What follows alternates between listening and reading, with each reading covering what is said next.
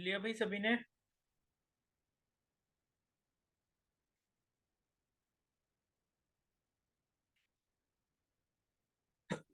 बोलो, कर लिया।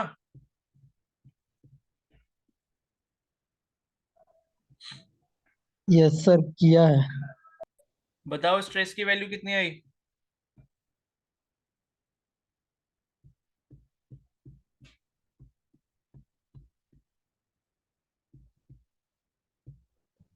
भैया 3.18 × 10⁻8 न्यूटन मीटर स्क्वायर। अच्छा, कैसे किया बताओ मेरे को। भैया स्ट्रेस का फॉर्मूला होता है फोर्स अपॉन एरिया। हम्म। फोर्स हमें 100 किलो न्यूटन गिवन था, तो हमने पहले उसे 100 न्यूटन में कन्वर्ट करा, तो 100 × 10⁻3 न्यूटन। हम्म। फिर हमें एरिया पता है, पाई आर स्क्वायर होता है। हम्म। तो पाई की वैल्यू लगाई और रेडियस हमें गिवन था 10 मिलीमीटर, तो हमने उसे मीटर में कन्वर्ट करा, तो 10 × 10⁻³ हम्म। फिर वो हमने फॉर्मूला पुट करके आंसर लाए। ठीक है, खुद से किया ना। हाँ जी भैया। ठीक है, तो आ रहा है सभी का इतना 3.1 × 10⁻8 यस सर। कोई है ऐसा जिसका नहीं आया। देखो, न्यूटन पर मीटर स्क्वायर यूनिट दी हो, और कभी कभी क्या है, आपको पास्कल भी यूनिट दी जा सकती है, तो वो भी बिल्कुल सही है, क्योंकि न्यूटन पर मीटर स्क्वायर को हम पास्कल भी बोलते हैं। ठीक है, तो ऑप्शन में पास्कल हो या न्यूटन पर मीटर स्क्वायर हो, जो भी हो उसके अकॉर्डिंग आप देख लोगे। तो है कोई ऐसा जिसका नहीं हो पाया, ये बताओ जल्दी से।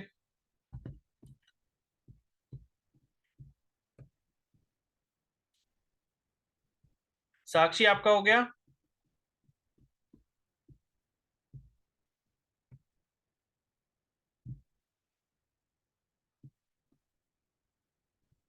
तन्नू, आपका आ गया। Yes sir. Smriti, Smriti Tiwari.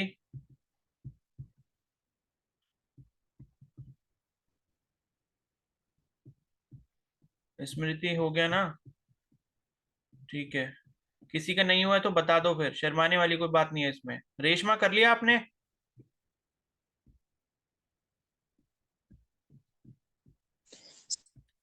Sir मेरा 10⁻9 बाई। क्या चीज? 10 की पावर क्या? Sir 10⁻9 by pi. 10 की पावर सॉरी 7 बाई पाई। क्या? 10 की पावर 7 बाई क्या? पाई।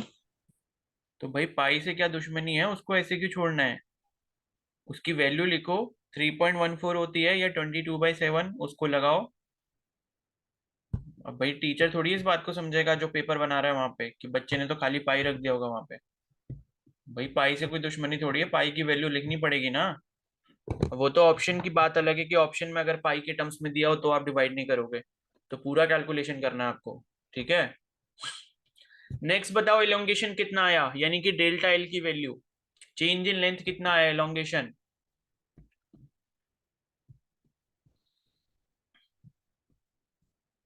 साक्षी बताओ।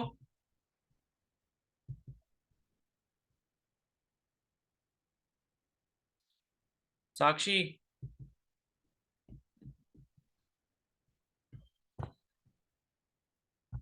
ठीक है।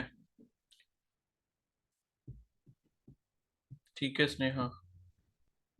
शिवानी, आप बताओ।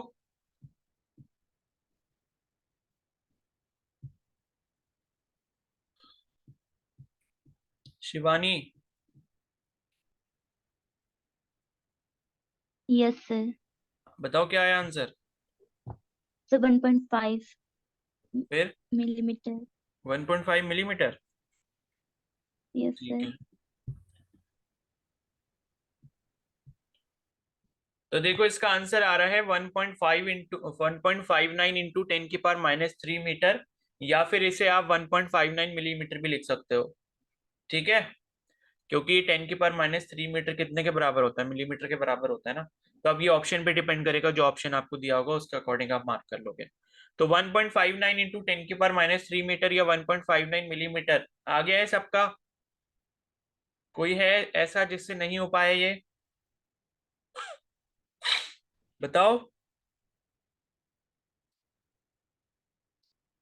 भाई, नहीं हुआ है तो बता दो, इसमें तुम्हारा ही नुकसान है नहीं बताओगे तो। जैसे अभी रेशमा ने इतनी देर बाद बोला, जब मैंने पूछा कि आ गया नहीं आ गया, तो आंसर कुछ और आ रहा था। तो नहीं आया तो प्लीज पूछ तो लो, तब तो पता लगेगा कि हाँ गलती कहाँ हुई है। रेशमा ये वाला आ गया? No sir. नो सर, नहीं आया क्या? सर ये मुझे नहीं आया। तो ये बताओ, मैं सबको अलग अलग इनवाइट करता रहूं? बताओ, जब मैं इतनी देर से 10 बार एक ही चीज बोल चुका हूँ कि भाई किसी का नहीं आया तो पूछ लो, तो शर्म क्यों आ रही है फिर इस बात में?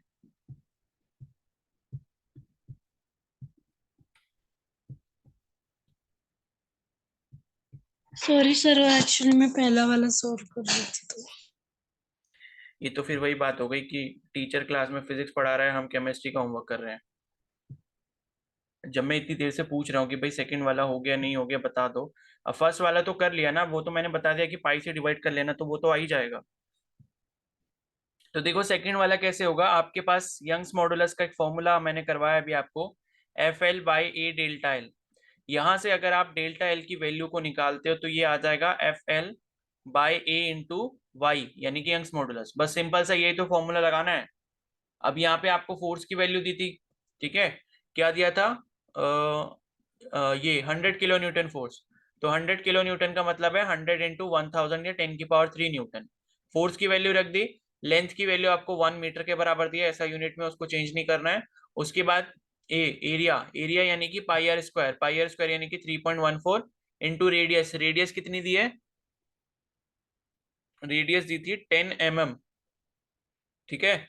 और 1 mm को अगर हम मिलीमीटर में चेंज करते हैं तो उसको 10⁻³ से मल्टीप्लाई करते हैं और इस पूरे का स्क्वायर करेंगे, क्योंकि πr² है, ठीक है। इंटू यंग्स मॉडुलस की जो वैल्यू आपको दी है वो न्यूटन पर मीटर स्क्वायर में दी है, तो ये कितना हो जाएगा? 2 × 10⁻11, ठीक है। तो ये 10 × 10⁻³ कितना हो जाएगा? 10⁻²। और 10⁻² का स्क्वायर करोगे तो कितना हो जाएगा? 10⁻4 हो जाएगा। तो ये ऊपर कितना हो गया? ये 10�5 हो जाएगा। और नीचे कितना हो गया? 3.14 इंटू 10⁻, ये 10⁻1 इंटू 10⁻³ 10⁻2 और 10⁻2 का स्क्वायर 10⁻4 हो गया, इंटू 2 इंटू 10⁻11, ठीक है। इतना आपने करा। उसके बाद 10⁻5 अपॉन 3.14 इंटू 2, यहाँ पर इसको सॉल्व कर लो इन दोनों को। तो 2 4 जा 8, 2 1 जा 2, 2 3 जा 6, इंटू 10⁻4 इंटू 10⁻11। तो क्या हो जाएगा? मल्टीप्लाई में पावर क्या हो जाती है? ऐड हो जाती है। तो 11 - 4 यानी कि 7 हो जाएगा। और ये जब ऊपर जाएगा यानी कि 10⁻5 - 7 होगा, तो 10⁻2 बचेगा, डिवाइडेड बाय 6.28 बचेगा, ठीक है। तो ये बचा। और इसको आप ऐसे भी लिख सकते हो कि 1/628, इतना ही हो जाएगा। क्योंकि 10⁻2 को नीचे लेके आओगे तो 10⁻2 हो जाएगा, यानी कि 100, 6.28 को 100 से मल्टीप्लाई करोगे 628 हो गया। 1 को 628 से आपने डिवाइड करना है, ठीक है। अब ये जब आप डिवाइड कर लोगे तो देख लो कितना आ रहा है, ये आपका आ जाएगा 1.59 इंटू 10⁻³ मीटर। और 10⁻³ मीटर को हम क्या लिख सकते हैं? मिलीमीटर लिख सकते हैं। तो सीधे सीधे कितना हो गया? 1.5 mm के बराबर हो गया, ठीक है। तो ऐसे करना है क्वेश्चन। और एक चीज ध्यान रखना, कई बार क्वेश्चन में जो y की वैल्यू है वो गीगा न्यूटन पर मीटर स्क्वायर में दी होती है। तो गीगा न्यूटन को आपने सिंपल न्यूटन में चेंज करने के लिए इसको 10⁹ से मल्टीप्लाई करना होगा, जो वैल्यू आपको यहाँ पर दी होगी। तो देखो क्या है कि पेपर में आपको सारी चीजें आती हैं, लेकिन आपने अगर क्वेश्चन को ध्यान से नहीं पढ़ा और वैल्यूज को चेंज करके ऐसा यूनिट में ध्यान से नहीं लिखा, तो आपका आंसर 100% गलत आना है। तो जितनी भी वैल्यू दी होती है क्वेश्चन में, न्यूमेरिकल में, फिजिक्स में, तो सबसे पहले आपको ये चीज देखनी होती है कि जो आपको ऑप्शन ए, बी और सी और डी, ये 4 ऑप्शन दिए हैं, क्या इसमें जो आंसर है वो सारे के सारे ऐसा यूनिट में है या नहीं है।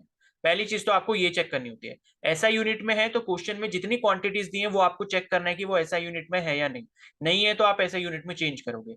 इन केस क्या होता है, कई बार आपको जो वैल्यू है, मान लो ऑप्शंस में ही ऐसा यूनिट में नहीं दी होती।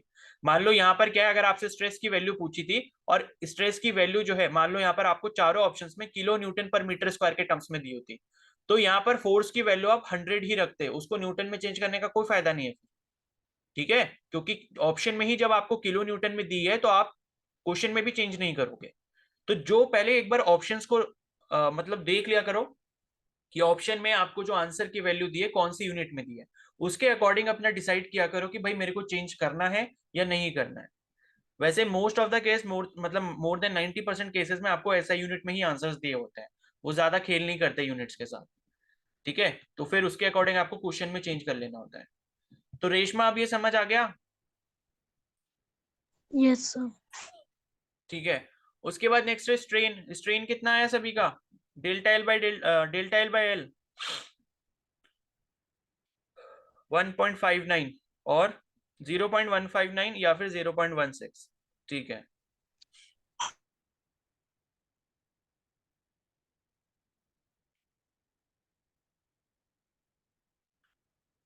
ठीक है, 1.59 इंटू 10 की पावर -3।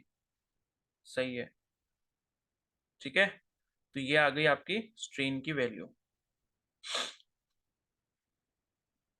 सभी का हो गया ना स्ट्रेन? कोई है ऐसा जिसको स्ट्रेन करना नहीं आया?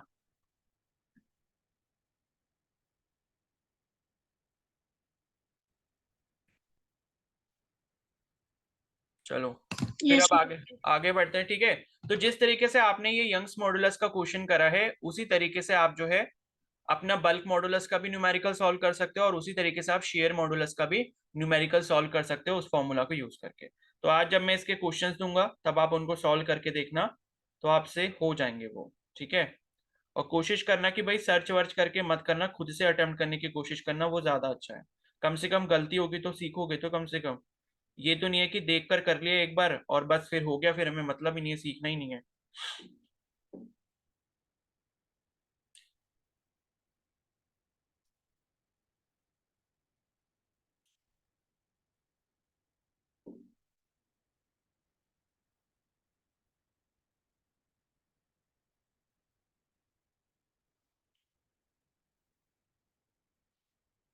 ठीक है, अब ये जो नीचे का बचा हुआ ये सारा थ्योरी पोर्शन है, इसमें से बस मैं एक चीज आपको समझा दे रहा हूँ। ठीक है, जो कि डिफ्लेक्शन के बारे में है। तो नीचे ये जितना भी दिया है भाई, एनसीईआरटी का ये चैप्टर प्लीज रीड कर लेना पूरा। बहुत इंपॉर्टेंट चीजें इसमें चैप्टर के बीच बीच में दी हुई है। ठीक है, और ऐसे क्वेश्चंस मतलब पूछ लिए जाते हैं जो कि कॉन्सेप्ट बेस्ड होते हैं।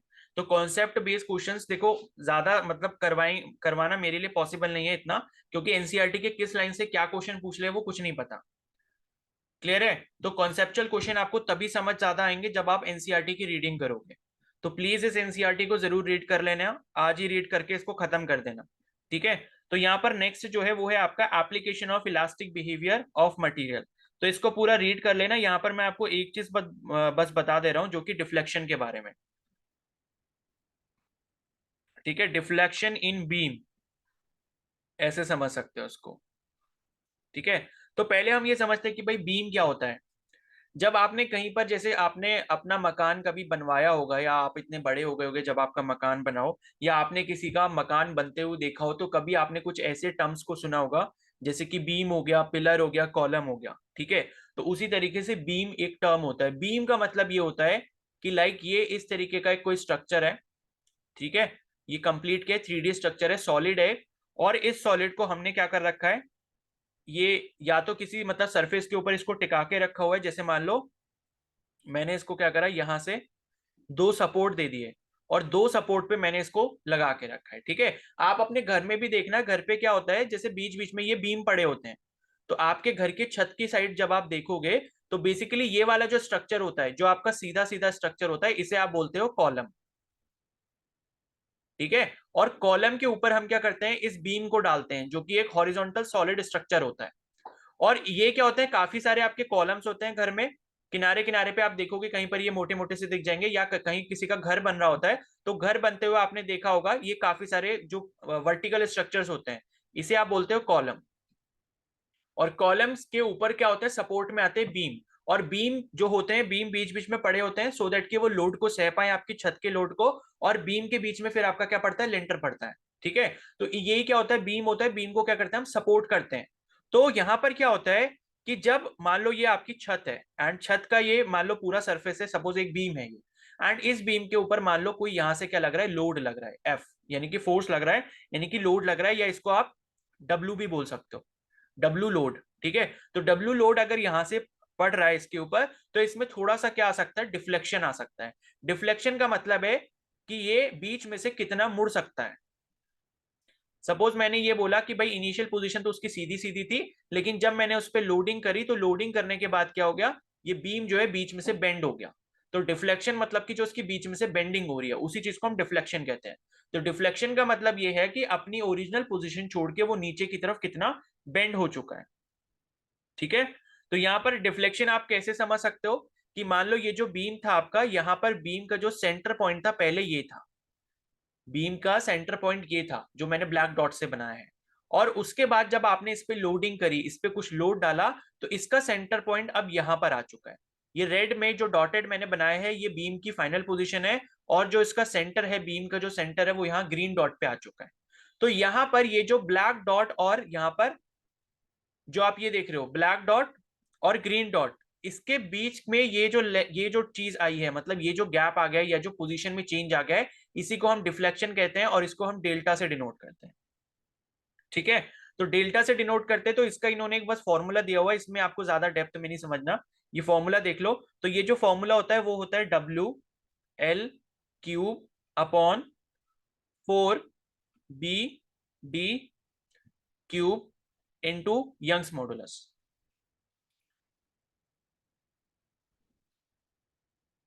ठीक है, अब डेल्टा क्या है, डेल्टा मैंने आपको बता दिया क्या हो गया, डिफ्लेक्शन हो गया, डिफ्लेक्शन ऑफ बीम। और उसके बाद यहां पर क्या है, डब्ल्यू, डब्ल्यू क्या हो गया, लोड अप्लाइड, यानी कि बीम के ऊपर जितना लोड अप्लाई हो रहा है वो, जिससे डिफ्लेक्शन आ रहा है। ठीक है, एंड उसके बाद यहां पर एल जो है, एल क्या है, आपकी लेंथ ऑफ द बीम है, यानी कि ये जो बीम है ये कितना लंबा है। तो लेंथ का मतलब क्या हो गया कि लाइक यहां से लेके यहां तक जो इसकी बीम की लेंथ हो गई। और उसके बाद यहां पर जो बी दी है, बी, बी का मतलब क्या है कि ब्रेथ इसकी कितनी है, यानी कि चौड़ाई।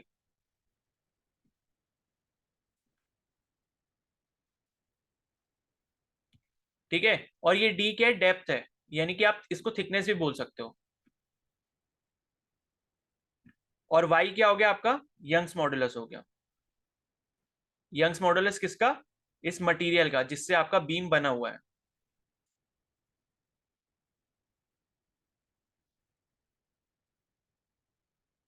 ठीक है, तो ये किसी भी मटेरियल का हो सकता है, उसका क्या हो गया, यंग्स मॉडुलस हो गया।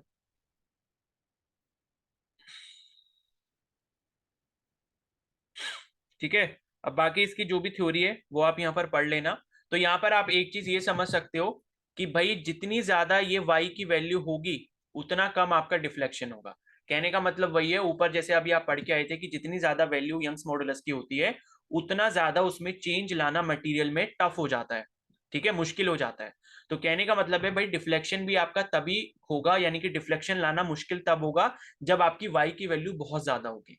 यानी कि हम जो है जब बीम बनाते हैं, तो बीम में आपने देखा होगा सरिया डालते हैं, तो वो जो सरिया होता है बेसिकली किसका बना होता है, आयरन का बना होता है। ठीक है, या और किसी भी मटेरियल का बन सकता है वो।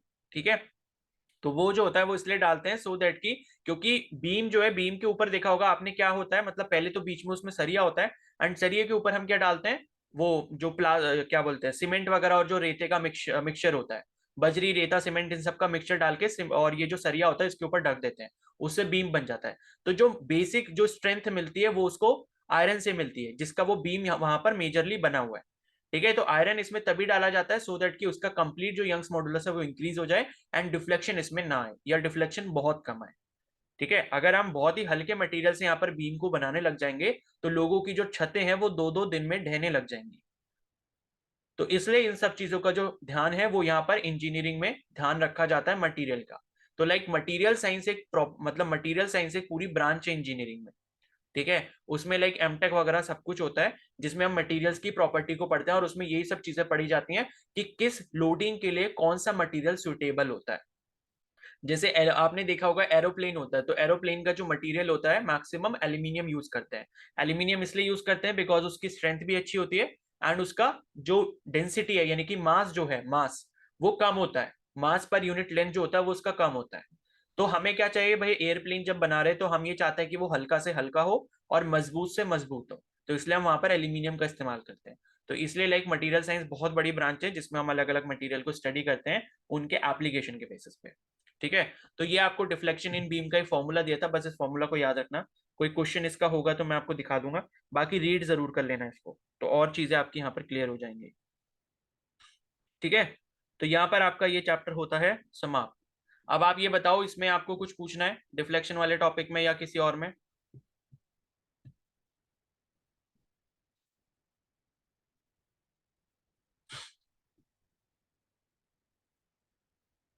बोलो, समझ आ गया? Yes sir.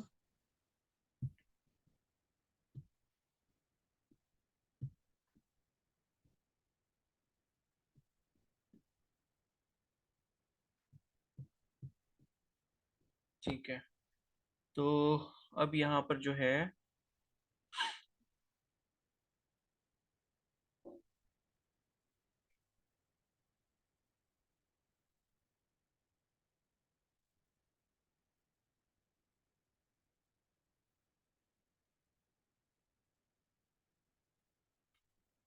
चलो अब एक क्वेश्चन कर लो यहाँ पे, ठीक है, अभी हमारे पास टाइम है तो आप क्वेश्चन कर सकते हो। तो ये आपका शेयर मॉडुलस का मैं एक क्वेश्चन दे रहा हूँ, शेयर स्ट्रेस से रिलेटेड, उसको जल्दी से करो, ठीक है।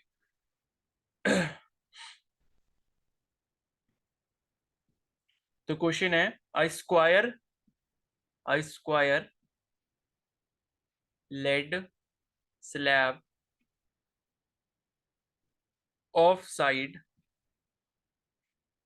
50 centimetre and thickness 10 centimetre is subjected to a या is subjected to a shearing force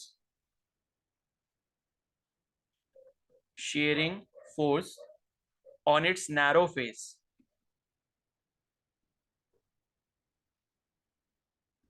ठीक है, of 9 into 9.0 into 10 की power 4 Newton.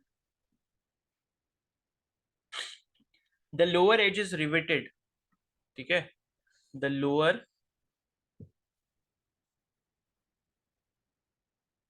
edge is riveted, ठीक है, to the floor.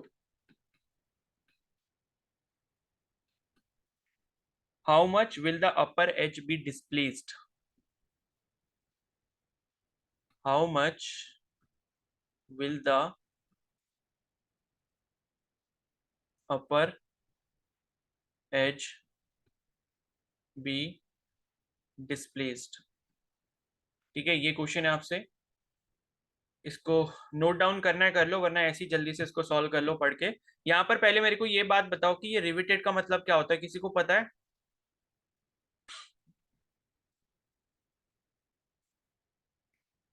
बोलो।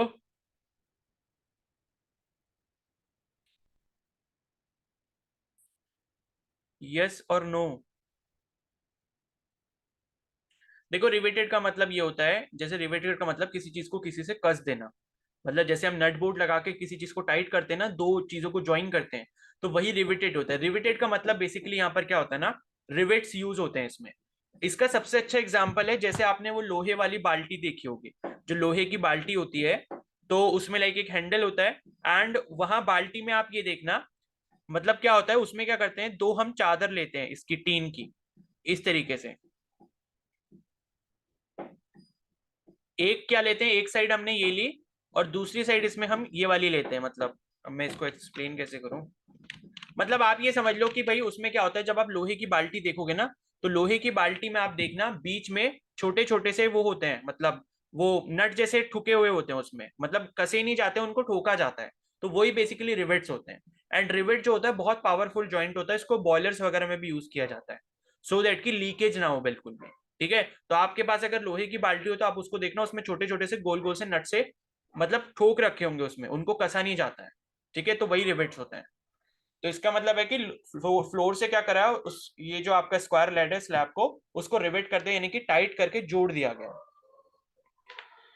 करो इस क्वेश्चन को जल्दी से। एक स्क्वायर लेड स्लैब है, ठीक है।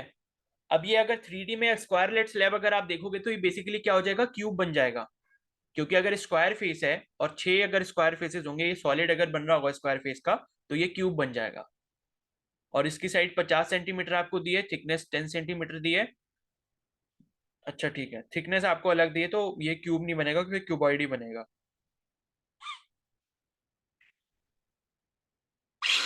ठीक है, तो लाइक ये जो आपको दिया है मैं आपको दिखा देता हूँ ये कैसा बना होगा।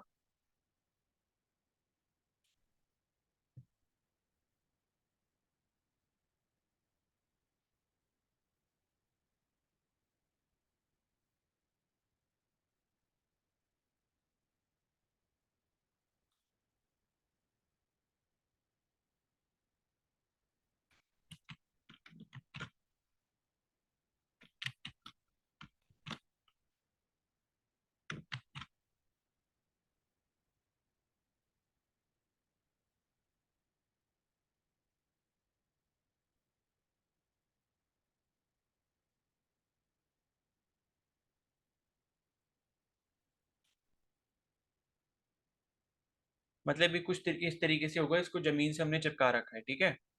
इस तरीके से होगा, तो इसकी थिकनेस आपको ये दी गई है, ये वाली आपकी थिकनेस है। और बाकी इसकी जो साइड है यानी कि लेंथ जो आपको दी है ये 50 सेंटीमीटर दी है। ये 50 हो गई, ये वाली 50 हो गई। और उसके बाद उसकी थिकनेस आपको टी जो भी दी है, कितनी दी है, 10 सेंटीमीटर दी है। इस तरीके से आप समझ लो। तो इसके नीचे वाले मतलब उसको हमने क्या करा, फिक्स कर दिया। और ऊपर वाले सरफेस पे जो है इसका, इस पे शेयरिंग फोर्स लगाया जा रहा है। तो लोअर एज को रिवेट करें तो आपको ये बताने की अपर एज कितनी डिस्प्लेस होगी। अपर एज डिस्प्लेस होने का मतलब ये है कि आपको डेल्टा एक्स की वैल्यू यहाँ पर कैलकुलेट करनी है। करो जल्दी से।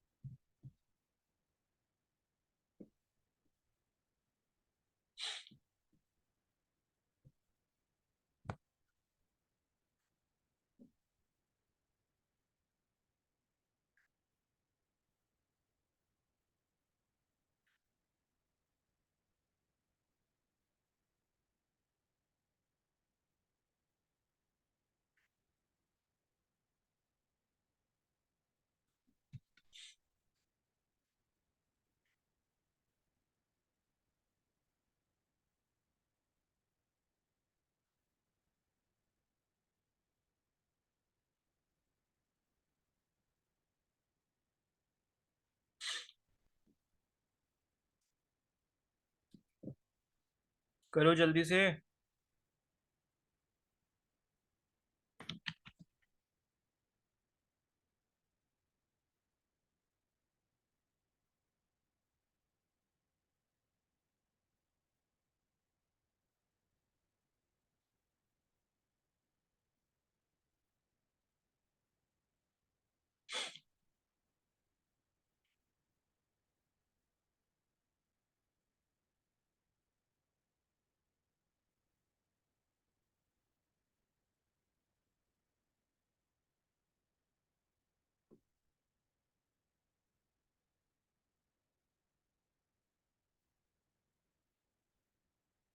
तो ये इसका फिगर है कुछ इस तरीके से, ठीक है।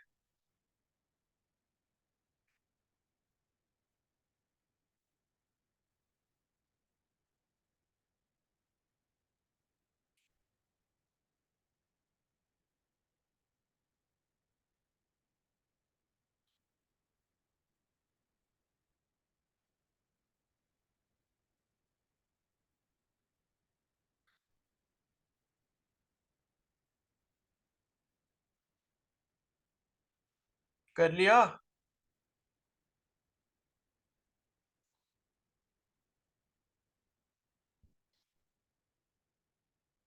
इतना टाइम क्यों लग रहा है भाई? फॉर्मूला पता है आपको, खाली डेल्टा एक्स की वैल्यू निकालनी है, ना तो यूनिट चेंज करनी है इसमें, बस एक सेंटीमीटर को चेंज करना है मीटर में। अरे किया किसी ने भाई? अब तो काफी देर हो गई है, इतनी देर अगर एग्जाम में लगाओगे तो क्या होगा भाई? आते हुए भी सब कुछ नहीं हो पाएगा। जल्दी क्यों नहीं करते हो?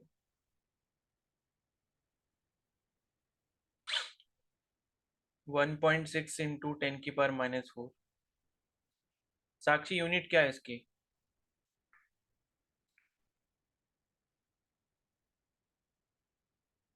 मीटर। और बाकियों से नहीं हुआ?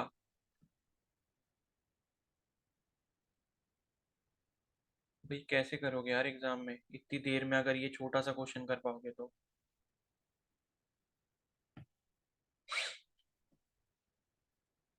एक क्वेश्चन में 10 मिनट लगाने का मतलब है कि फिजिक्स के अगर 20 क्वेश्चन भी आते हैं ना, तो 200 मिनट तो आपको फिजिक्स करने में लग जाएंगे। और 200 मिनट का मतलब होता है 3 घंटे से ऊपर।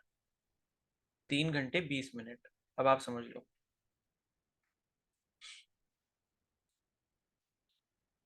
अरे देखो भाई इसे कैसे करना है। यहाँ पर क्या लगेगा? शेयर स्ट्रेस लग रहा है, ये सभी को पता है।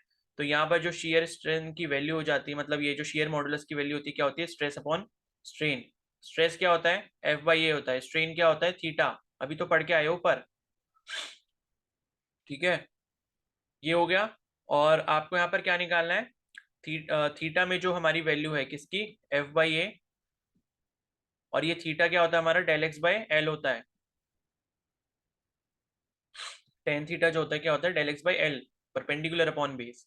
तो डेल एक्स की अगर आपको वैल्यू यहाँ पर निकालनी, तो मैं इसको थोड़ा और सॉल्व कर लेता हूँ। F/A into L by delta x, ये हमारे पास फॉर्मूला हो जाएगा। और अगर हम डेल्टा एक्स का एक्सप्रेशन यहाँ से कैलकुलेट करना चाहें तो क्या हो जाएगा? FL बाई AG, ये हो जाएगा। तो बस कैलकुलेट कर लो। Delta x is equal to क्या हो जाएगा? फोर्स। फोर्स कितना दिया हुआ है इसमें?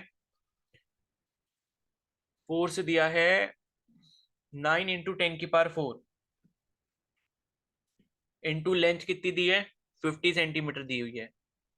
50 सेंटीमीटर का मतलब है 1 सेंटीमीटर में 10⁻⁻² मीटर होते हैं, तो 50 सेंटीमीटर में 50 × 10⁻⁻² मीटर हो गए।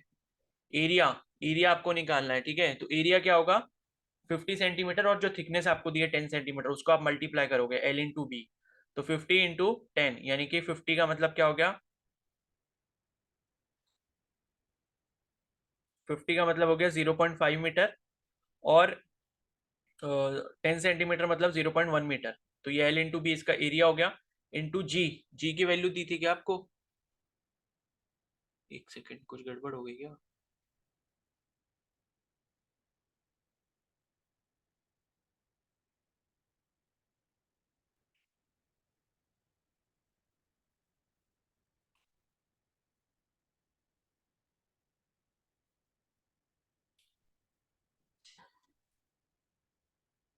क्या गड़बड़ हो गई बताना जरा।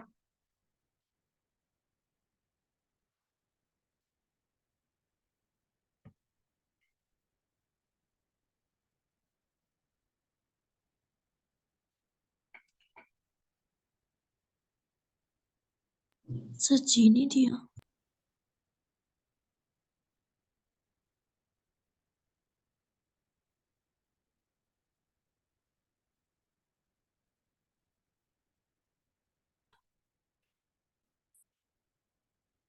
जी की वैल्यू?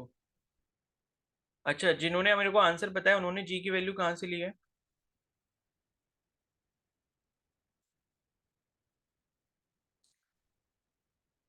बताओ।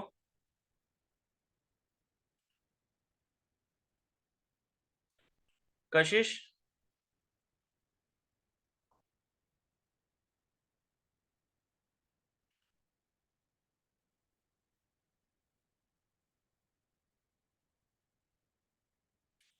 कशिश?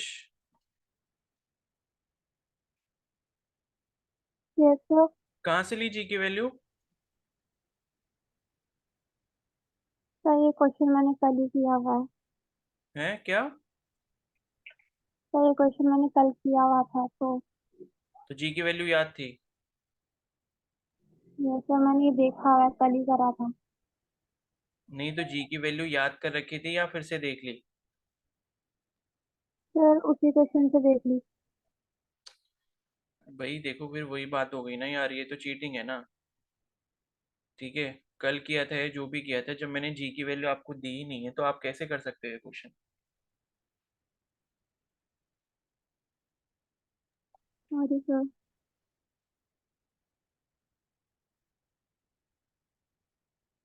साक्षी, आपने भी चीटिंग करी है ना?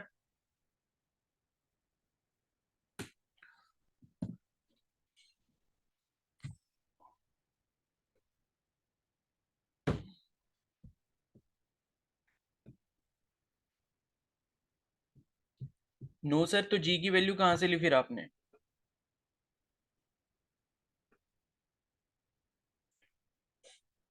बोलो साक्षी, जी की वैल्यू कहाँ से ली है? नोट्स में है मेरे पास। ओके भाई, पागल मत बनाया करो मेरे को, ठीक है? जी की वैल्यू जब मैंने दी नहीं है तो आप कैसे कैलकुलेट कर सकते हो? इसका मतलब ये है, अभी मेरे को ये पता लग गया कि कौन कौन चीटिंग कर रहा है। ठीक है, तो जी की वैल्यू यहाँ पर क्वेश्चन में बेसिकली दी नहीं है क्योंकि मटेरियल की इन्होंने पहले से ही मतलब डाल ली है। तो ये इसकी जी की वैल्यू है 5.6 इंटू 10⁹ इसको जब आप कैलकुलेट करोगे तब आपकी डेल एक्स की वैल्यू आएगी। ठीक है, तो नोट्स में है मेरे पास उसी में से। तो भाई ऐसा है कि आप इतनी सारी चीजें तो नहीं पढ़ सकते कि आप अपने भी नोट्स पढ़ रहे हो और मैं जो पढ़ा रहा हूँ वो भी आप पढ़ रहे हो, और मैंने तो अभी आपको बताई नहीं जी की वैल्यू, कि लेड के लिए जी की वैल्यू क्या होती है। ठीक है, तो भाई ये चीटिंग वीटिंग मत करा करो, कितनी बार समझाना पड़ेगा मेरे को? ठीक है, तो ऐसे कभी भी पकड़े जा सकते हो आप। तो डेल एक्स की जो वैल्यू यहाँ पर आएगी वो इसको कैलकुलेट करने के बाद 1.6 इंटू 10⁻⁴ या फिर 0.16 mm के बराबर आ जाएगी। ठीक है, ये हो गया आपका डेल एक्स, यानी कि डिस्प्लेसमेंट कितना हुआ है उसका ऊपर वाले सेक्शन से। ठीक है, मिलते हैं फिर शाम को क्लास में। और कल में भी छुट्टी रहेगी, छुट्टी मतलब क्लास की रहेगी, वैसे टेस्ट होगा। तो सेल वाला चैप्टर पढ़ के रखो अच्छे से आज। ठीक है, चलो लीव कर लो अब क्लास, ठीक है? और इसके क्वेश्चंस मैं भेज दूंगा, वो कर लेना। टेस्ट कल होगा, कल। भैया जो पीडीएफ भेजना था केमिस्ट्री का, वो आपको पर्सनल भेजना है कि ग्रुप में भेजना है? ग्रुप में, ग्रुप में। ओके। पीडीएफ भेज देना, ठीक है, शाम से पहले सभी लोग। भैया ये जो सेल वाले में इसमें डिवीजन और साइकिल वाला तो नहीं पढ़ना ना? नहीं, वो पढ़ के रखो, उसके बाद उसी का टेस्ट है। ठीक है।